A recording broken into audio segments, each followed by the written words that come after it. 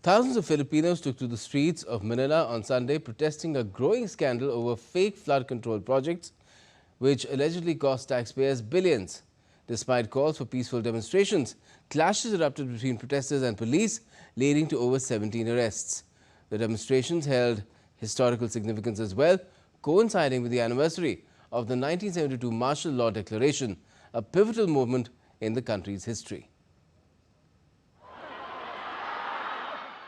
Thousands of Filipinos protested in Manila on Sunday, angered by a growing scandal involving fake flood control projects that allegedly cost taxpayers billions. The protests were triggered by President Ferdinand Marcos, highlighting the issue during his July State of the Nation address. Despite Marcos urging for peaceful demonstrations, the anti-corruption rally turned violent. Clashes broke out between protesters and police, with some throwing rocks and setting tires on fire. Authorities arrested more than 17 people during the unrest.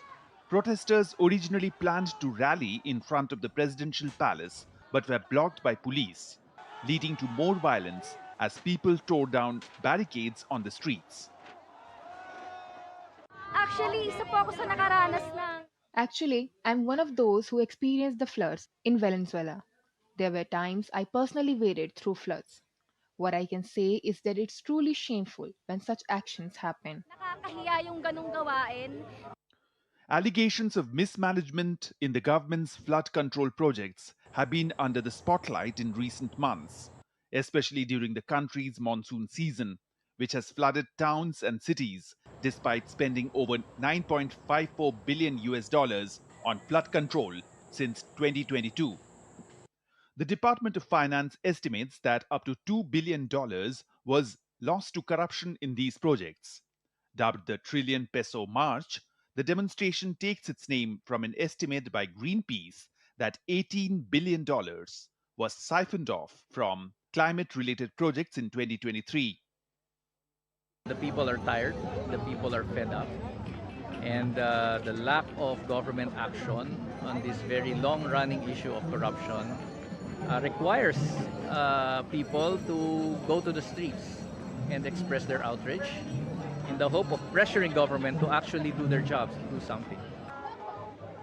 The Sunday demonstration held historical significance, coinciding with the anniversary of the 1972 declaration of martial law by the then President Ferdinand Marcos.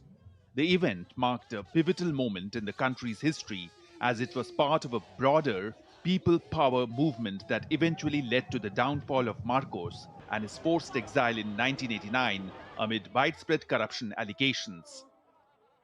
We are here to remind our people that during the anniversary of martial law was not just about authoritarian rule. Martial law enabled the plunder of our nation's wealth. Unfortunately, authoritarianism and plunder continue to plague our country. So we are here to demand action from the government.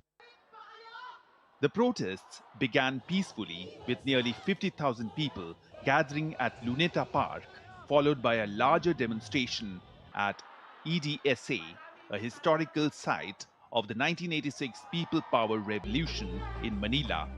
Protesters, including left-wing groups and families, demanded the return of stolen funds and prison sentences for those involved in the scandal.